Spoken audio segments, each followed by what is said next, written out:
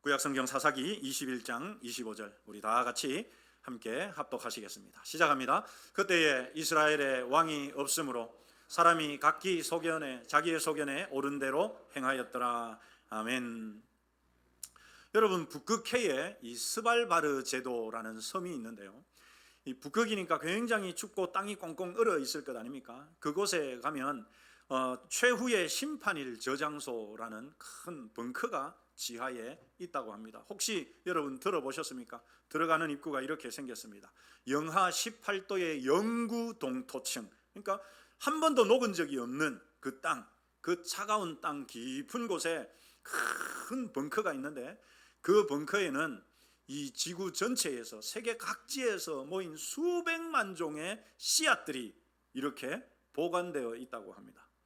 왜 이렇게 하느냐? 여러분, 우리가 살고 있는 지구가 어느 날 소행성이 날아와 가지고 충돌하거나, 아니면 핵전쟁이 일어나거나, 아니면 기후 재앙과 같은 그런 큰 위기가 생겨 가지고 모든 지구상의 생태계가 다 파괴되어서 그야말로 최후의 날이, 종말의 날이 오더라도 이 벙커 안에 있는 씨앗들을 가지고 다시 싹을 틔워서, 그래서 인류를 먹여 살리기 위해서 만들어 둔 곳이라고 합니다. 겉으로 보기에는 여러분 참 삭막하고 꽁꽁 얼어 있는 그런 꽁꽁 얼어 있는 땅이기 때문에 생명이 여기에 있겠나 싶은데, 여러분 알고 보면 그 깊은 땅 속에 이렇게 온 세상을 다시 살릴 수 있는 생명의 씨앗들이 보관되어 있는 것이죠. 왜 이런 말씀을 드리느냐? 여러분, 우리 하나님의 구원 역사도 마치 이와 비슷하게 진행되어져 가기 때문입니다. 여러분, 본격적인 하나님의 나라를 선포하는 신약 성경 첫 번째 책, 첫 번째 장, 여러분 마태복음 1장 1절이 어떻게 시작합니까? 우리 같이 암송해 보시죠. 아브라함과 시작. 아브라함과 다윗의 자손 예수 그리스도의 계보라. 우리 같이 한번 더 읽읍시다. 시작합니다. 아브라함과 다윗의 자손 예수 그리스도의 계보라. 보통은 여러분 이것이 이제 예수님의 족보를 설명하기 위한 그 서론처럼 알려져 있습니다. 그래서 거의 이 신앙 위인들의 족보를 소개하는 것인 줄 아는데, 여러분 그렇지 않습니다. 이 말 안에는, 이 짧은 한 절 안에는 하나님의 구원 역사가 어떻게 이어져 왔는지를 분명하게 보여줍니다. 여러분, 창조 때부터 아브라함까지, 그리고 아브라함부터 다윗까지, 다윗부터 예수님까지 어떻게 하나님의 구원의 역사가, 하나님의 언약과 하나님의 나라가 이어져 왔는지, 그것에 대한 완벽한 승리의 선언문이라고 할 수 있습니다. 왜 여러분 이 마태복음 1장 1절이 이렇게 하나님의 나라가, 하나님의 언약이 아브라함과 다윗으로, 그리고 다윗에서 예수님으로 이어져 온 것에 대한 승리의 선언문이냐? 구약 성경을 보면 우리가 알 수 있거든요. 여러분, 창세기부터 아브라함까지 이어지기까지 이 하나님의 언약과 하나님의 나라가 이어져 가야 되는데, 중간중간에 얼마나 큰 위기들이 있었는지를 우리가 창세기를 보면 알 수 있습니다. 그런데 여러분, 아브라함부터 다윗까지 이어지는 것도 그렇게 이어져서 아브라함까지 왔어요. 하나님이 이제 아브라함을 선택했습니다. 그래서 하나님의 언약과 하나님의 나라를 이 아브라함을 통해서 다시 이어가야 되는데, 누구에게로 이어져야 됩니까? 누구에게로 이어져야 됩니까? 네, 우리 옆 사람에게 알려주십시다. 정신을 한번 알려주십시다. 정신을 똑띠 차립시다. 죄송합니다, 여러분. 아브라함 다음에 누가 나옵니까? 다윗이 나오죠. 그러니까 아브라함이 이어받았어. 하나님의 언약과 그 하나님의 나라를 이어가야 할 그 사명을 아브라함이 이어받았습니다. 그것이 이제 누구에게로 이어져야 됩니까? 다윗에게로 이어져야 됩니다. 그런데 여러분, 이 과정도 만만치 않아요. 왜냐하면 하나님의 언약이, 하나님의 나라가 이어지지 못하도록 마귀가 끊임없이 방해하고, 사람들을 통해서, 자기 사람들을 통해서 마귀가 끊임없이 방해하기 때문입니다. 그래서 여러분 어떻게 되느냐? 이 언약의 씨앗이 정말 인류 최후의 그 심판일 저장소에 저장되어 있는 그 씨앗들이 잘 보관이 돼야 되는데, 이제 여러분 기후 위기로 그 영구 동토층마저 녹아내리고 있다고 하죠. 그런 위험처럼, 위기처럼 아브라함에서 다윗까지 이어져 가야 하는 이 하나님의 언약과 하나님의 나라도 수많은 위기를 겪습니다. 여러분 당장 아브라함만 보십시다. 여러분 아브라함이 100세가 될 때까지 아들이 있었습니까? 없었습니까? 없었어요. 아브라함에게서 다윗으로 이어지려면 아브라함에게 아들이 있어야 되는데 아브라함에게는 아들이 없었습니다. 뿐만이 아니죠, 여러분. 그렇게 이스라엘 백성들이, 야곱의 가족들이 애굽으로 들어가서 그곳에서 번성해서 살아가고 있는데 갑자기 요셉을 알지 못하는 바로왕이 일어나서 어떻게 됩니까? 이스라엘 전체를 멸절시키려고 하죠. 하나님의 언약과 하나님의 나라가 다윗까지 이어져 가야 하는데 굉장히 중대한 문제들이 생긴 겁니다. 뿐만이 아니죠, 여러분. 이스라엘 백성들이 그렇게 출애굽을 해서 광야에서 살 때 어떻게 됩니까? 출애굽 1세대들이 그 하나님의 백성, 하나님의 언약과 하나님의 나라를 이루어 가야 하는 그 이스라엘 백성들이, 출애굽 1세대들이 불순종으로 인해서 광야에서 전부 다 죽는 위기를 만나게 됩니다. 여러분, 그러나 아브라함에게서부터 시작된 이 언약이 과연 예수 그리스도까지, 다윗을 거쳐서 예수 그리스도까지 이어져 갈 수 있을까 싶은 문제들과 위기들이 생기죠. 그러나 여러분, 우리 한번 따라서 하십시다. 우리 하나님은 신실하시다. 여러분, 하나님은 자신이 하신 약속, 말씀에 신실하신 분입니다. 그래서 기적처럼 아브라함에게는 이삭이라고 하는 아들을 주십니다. 그래서 아브라함의 언약이 이삭에게로 이어져 가게 하시죠. 이 애굽의 바로왕이 이스라엘 전체를 멸절시키려고 할 때 여러분, 하나님은 또다시 모세를 통해서 전 이스라엘 백성들을 아예 애굽에서 이끌어내십니다. 출애굽 1세대들이 광야에서 다 쓰러졌을 때 여러분, 여호수아와 출애굽 2세대들을 일으켜서 하나님은 드디어 약속의 땅, 가나안 땅을 차지하게 만드시죠. 여러분, 이제 약속의 땅을 차지했습니다. 그러면 이제는 이 역사, 하나님의 이 구원의 역사가 다윗 왕조를 향해서 쭉 나아가야 하겠죠. 그런데 여호수아가 죽고 난 다음에 여러분, 이스라엘의 역사에 참 기가 막힌 일들이 일어나죠. 구속사의 궤도에서 하나님의 이 언약과 하나님의 나라가 쭉 이어져 가야 하는 그 구속사의 궤도에서 이스라엘이라고 하는 하나님의 언약과 하나님의 나라를 이어가야 하는 그 이스라엘 백성들이 그 궤도에서 완전히 이탈해 버리는 끔찍한 위기가 여러분 찾아옵니다. 저 아브라함부터 출발한 하나님의 이 하나님의 백성이 이 기차 레일, 하나님의 구원 역사라고 하는 그 기차 레일을 쫙 따라가야 되는데 사사시대에 여러분, 여호수아가 죽고 나면서부터 저 하나님의 백성들이 이 사사시대에 그 기차 레일에서 완전히 이탈하고 탈선하는 일이 일어나는 것입니다. 여러분, 사사기의 결론부에 해당하는 17장부터 21장까지의 말씀을 우리가 이제 지난주에 읽어왔습니다. 아마 대부분 다 분명히 읽으셨을 거라고 생각합니다. 그런데 그 17장부터 21장까지 사사시대의 생활상을 보여주는 그 부분을 읽어보면 여러분, 정말 목사인 제가 입에 담기조차 민망하고 끔찍한 사건들이 연이어서 기록되어 있죠. 이 시대는 단순한 경제적인 빈곤시기나 아니면 정치적으로 그냥 혼란했던 시기가 아니라 하나님의 나라와 언약을 이어가야 할 이스라엘이 그야말로 영적으로, 도덕적으로 완전하게 붕괴되었다는 것을 분명하게 보여주는 시대였습니다. 먼저 여러분, 종교적으로 이스라엘은 완전히 타락하죠. 17장 18장에 보면 미가라는 사람이 나옵니다. 그 미가라는 집에 일어난 일들이 여러분 어떤 일들이었습니까? 미가의 어머니가 아들을 위해서 은으로 우상을 만들어요. 근데 그것을 우상으로 만든 게 아닙니다. 자기들은 하나님을 잘 믿으려고, 하나님을 잘 섬기기 위해서 보이는 하나님을 은으로 만들어 놓은 거예요. 여러분, 하나님 만들면 됩니까? 안 됩니까? 됩니까? 안 됩니까? 안 됩니다. 왜 안 될까요? 십계명에 이미 하나님이 딱 못 박아놨거든. 절대로 어떤 형상이든지 만들지 말아라. 그런데 이 미가 가족은 하나님을 잘 믿으려고 하나님을 보이게 만들었어요. 이건 하나님입니까? 우상입니까? 우상이에요.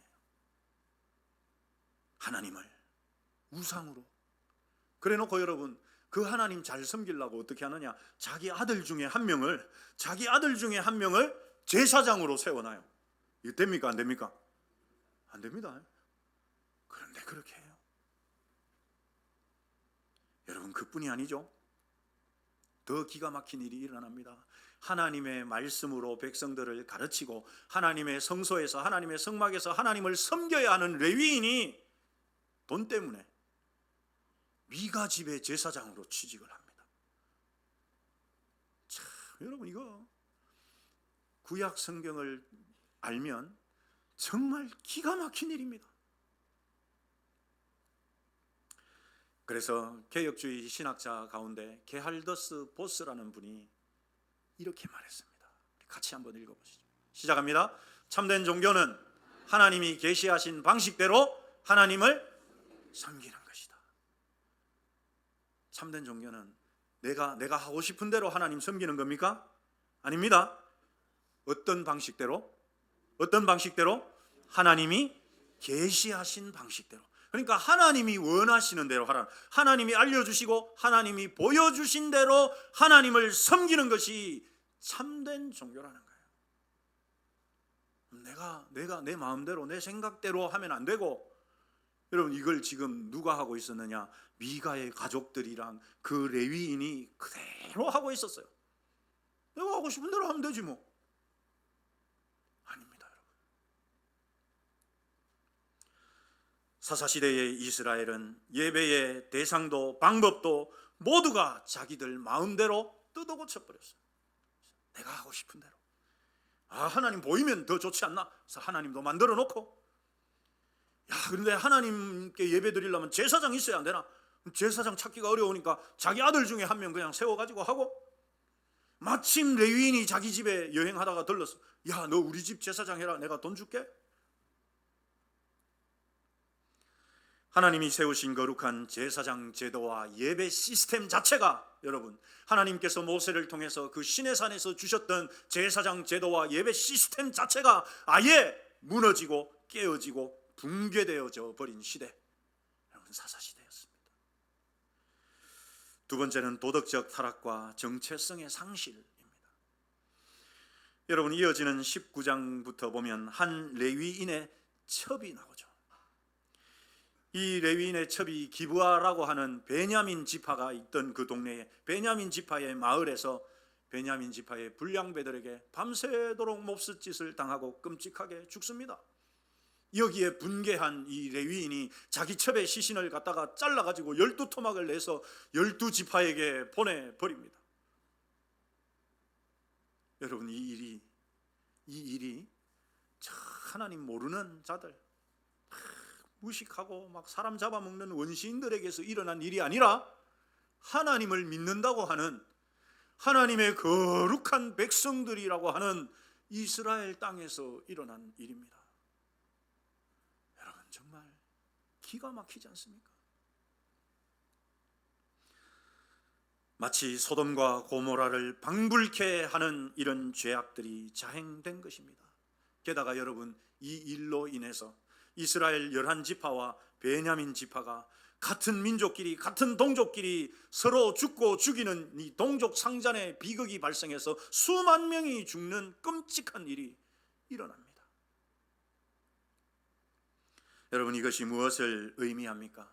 이스라엘이 이방 민족과 구별된 거룩한 하나님의 백성이라고 하는 그 정체성을 완전히 상실해 버렸다고 하는 것이죠. 하나님의 나라를 이어가야 할 하나님 나라의 백성들이, 여러분, 하나님의 나라는 하나님이 이어가는 것이 아니고 그 선택을 받은 하나님의 백성들에 의해서 만들어져 가는, 확장되어져 가는 것이거든요. 우리 한번 따라서 하십시다. 나를 통해서 하나님 나라가 확장된다. 그런데 여러분, 그 하나님의 나라를 이어가야 할 이스라엘 백성들이 지금 이 모양 이 꼴이었습니다. 무엇을 보여줍니까? 하나님의 백성이라는 정체성도 자격까지도 다 상실해버리고 오히려 세상보다도 타락하고 세상보다도 못한 그런 지경에 이르렀다는 것이죠. 여러분, 도대체 가나안 땅에 들어간 이스라엘 백성들, 그 거룩한 하나님의 백성들이 왜 이렇게 망가지고 타락하게 되었느냐? 저와 여러분이 시작할 때 읽었던 이 사사기 21장 25절이 그 원인을 알려줍니다. 우리 같이 읽어보시죠. 시작합니다. 그때에 이스라엘에 왕이 없으므로 사람이 각기 자기의 소견에 옳은 대로 행하였더라. 아멘. 사사기는 한마디로 어떤 시대였느냐? 왕이 없어서 백성들이 자기 생각대로 자기 소견에 옳은 대로 행한 시대였다. 여러분, 여기에 이 왕이 없었다, 이 말은 눈에 보이는 사사시대였으니까 여러분 실제로 왕이 없었던 시대 맞아요. 그러나 보이는 인간 왕이 없었다는 그런 의미가 아닙니다. 이 왕이 없었다는 이 말씀을 하나님께서 직접 사무엘에게 해석을 해주신, 진단을 해주시거든요. 하나님이 사무엘에게 뭐라고 말씀하시는지 우리 읽어보시죠. 시작합니다. 이는 그들이 너를 버림이 아니요 나를 버려 자기들의 왕이 되지 못하게 함이니라. 여러분, 따라서 사사시대에 왕이 없었다는 말은 진짜 왕이 없었다는 말이 아니고 하나님이 왕이셨는데 이스라엘 백성들이 그 하나님을 왕으로 인정했다, 인정하지 않았다? 인정하지 않았다는 거예요. 하나님 왕이니까 이게 너무 골치 아파. 내 맘대로 하고 싶은데 내 맘대로 할 수가 없어. 나는 그냥 내 집에서 그냥 편안하게 예배드리면 좋겠는데 하나님은 꼭 성소가 있는, 성막이 있는 데까지 양 울러매고 그냥 해가지고 가야 돼.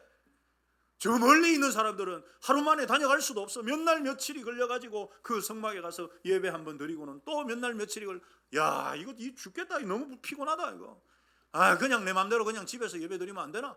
그러니까 미가 같은 사람들이 생기기 시작한 겁니다.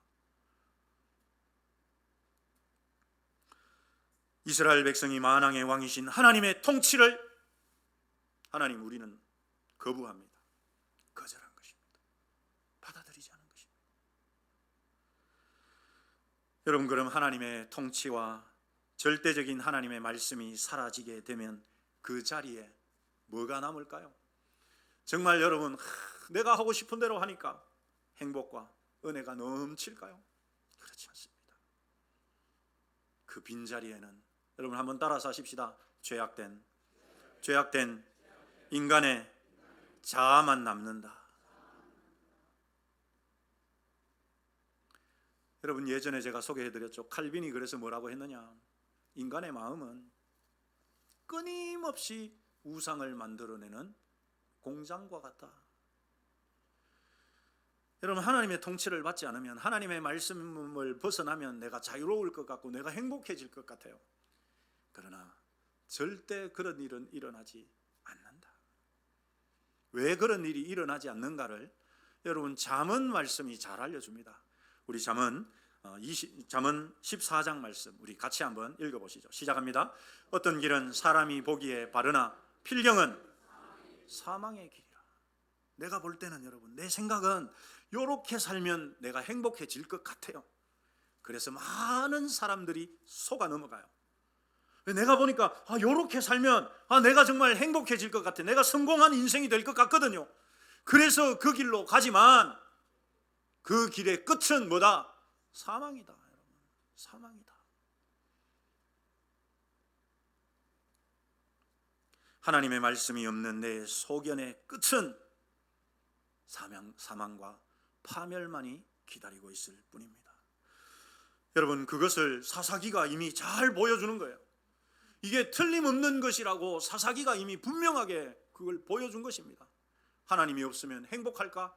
전혀 그렇지 않다는 것을 사사기 17장부터 21장까지가 분명하게 우리에게 보여줍니다.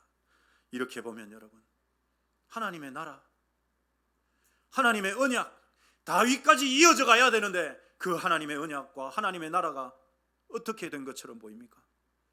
절단난 것처럼 보여요. 왜? 이 하나님의 언약과 하나님의 나라를 이어가야 할 이스라엘 백성들이 이 모양 이 꼴이었기 때문에 도대체 여기에 무슨 소망이 있나, 무슨 비전이 있나? 그런데 여러분, 성도 여러분, 우리 하나님의 구속사는 결코 인간의 죄악 때문에 실패되거나 중단되지 않는다는 사실입니다. 사사기의 그 캄캄하고 암울하고 절망적인 그 결론, 이때에는 이스라엘의 왕이 없으므로 사람마다 자기 소견에 옳은 대로 행하였더라. 이 암울하고 캄캄한 그 결론, 그 다음 장을 넘기면 전혀 다른 분위기의 룻기가 시작이 됩니다. 그런데 여러분, 그 룻기 1장 1절이 이렇게 시작하죠. 사사들이 치리하던 때에.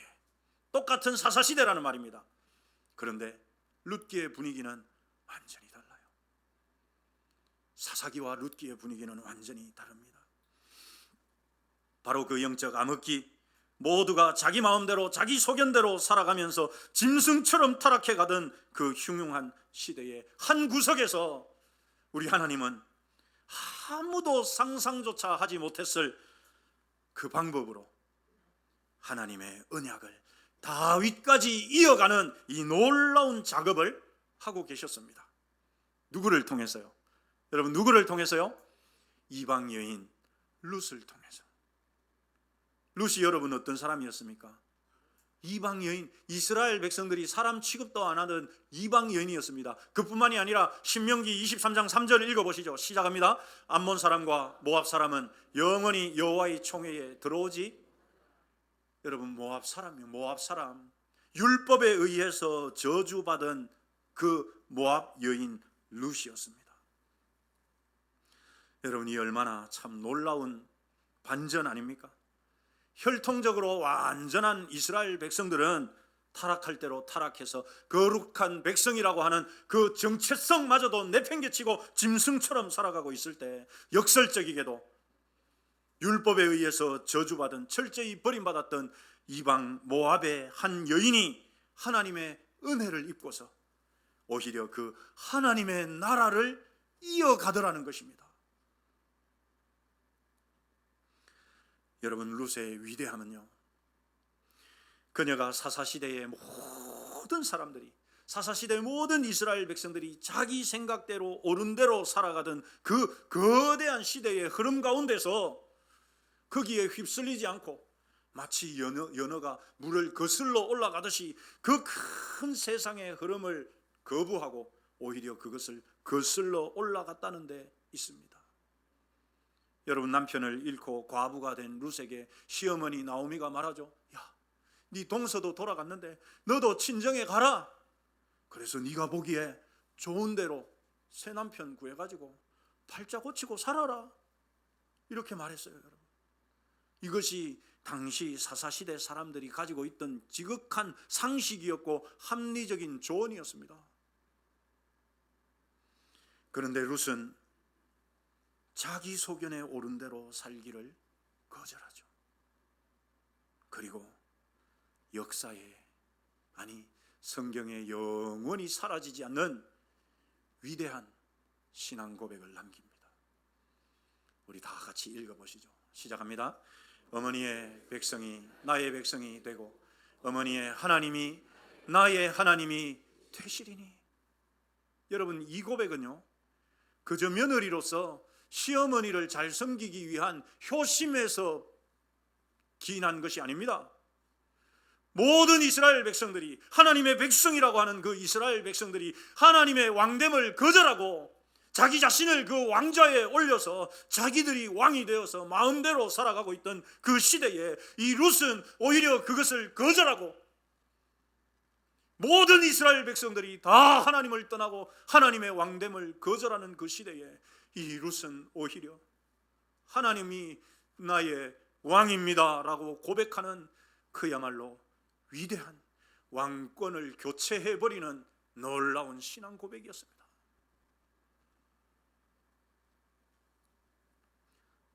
세상 사람들은, 아니 이스라엘 모든 백성들은 하나님의 왕됨을 거절하고 우리 하나님을 그 왕좌에서 끌어내리고 자기들이 그 자리에 앉았는데, 멸시받던 모압의 이방 여인이 룻은 오히려 자기 자신을 엎드리고 그 왕좌에 하나님을 올려드리는, 하나님을 왕으로 섬기는 위대한 고백이었습니다. 여러분 뿐만이 아니죠. 룻은요 말만 하지 않습니다. 베들레헴에 돌아온 룻은 얼마든지 젊고 돈 많은 사람을 찾아서 자기 인생을 스스로 개척할 수 있었습니다. 그러나 그렇게 하지 않아요. 룻은 자기 마음대로 자기 생각에 옳은 대로 그렇게 살지 않습니다. 어떻게 살아갑니까? 그녀는 하나님의 말씀에 기록된, 하나님이 말씀하신 그 말씀에 기록된 기업 물을 자의 규례와 말씀에 철저하게 순종합니다. 그래서 여러분 이미 나이가 많은 보아스의 발치에 엎드리는 그런 수치까지도 감내해내죠. 내 생각과 내 자존심보다 하나님의 말씀과 언약에 자신의 삶을 온전히 내어 맡겨버립니다. 사람들은 자기의 유익을 위해서 살아가고 내 편하자고 내가 복받자고 내 생각대로 내가 하고 싶은 대로 살아가고 있던 그 시대에 룻은 다 거부하고 이방 여인임에도 불구하고 하나님의 말씀에 순종하는 삶을 살아갑니다. 여러분 그 결과가 뭐냐? 그 결과가 무엇이냐? 룻기 4장 21절 22절이 이렇게 알려줍니다. 우리 같이 읽겠습니다. 시작합니다. 보아스는 오벳을 낳았고 오벳은 이새를 낳고 이새는 다윗을 낳았더라. 룻은 보아스를 통해서 이 하나님의 나라, 이 구원의 역사를 다윗으로 이어주는 놀라운 역할을 해냅니다.